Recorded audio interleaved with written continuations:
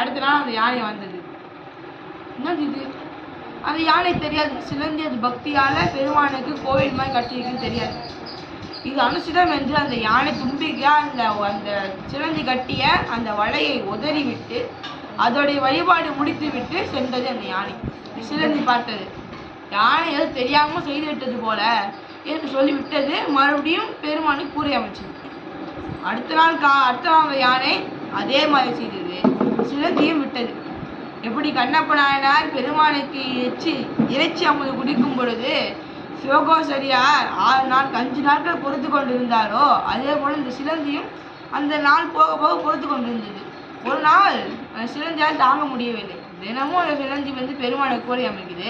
அந்த கூரையை இந்த யானை இப்படி நாசத்தை விட்டு போகிறதே என்று எண்ணியது. எனவே அடுத்த நாள் அந்த யானை மீண்டும் வரும் பொழுது அந்த யானையோட தும்பிக்கு உள்ள போயிடுச்சு. சிலந்தி தும்பிக்கு உள்ள போயிட்டு யானையை வேகமாக கடித்து விட்டது. கடித்த அந்த யானை இந்த தும்பிக்கு அந்த வலி தாங்க இல்லை, எனக்கு வேணாம், அதை வலி தாங்க முடியாமல் தும்பிக்கை ஓங்கி தரையில் அடித்தது. அடித்த வேகத்தில் அந்த சிலந்தியும் யானையும் இரண்டுமே மாண்டு போனது. அப்படி மாண்டு போன நிலையில் அந்த யானைக்கு முக்தி கிடைத்து விட்டது, சிலந்திக்கு பிறவி. ஏன்? 2 பேரும் புதுசாக செஞ்சாங்க, 2 பேரும் பெருமானிட அனுப்பதான் காமிச்சாங்க. ஏன் சிலந்திக்கு மட்டும் பிறப்பு, யானைக்கு மட்டும் ஏன் முக்தி? சிலந்திக்கு பழி வாங்கணும் அப்படிங்கிற ஒரு எண்ணம் இருந்தது.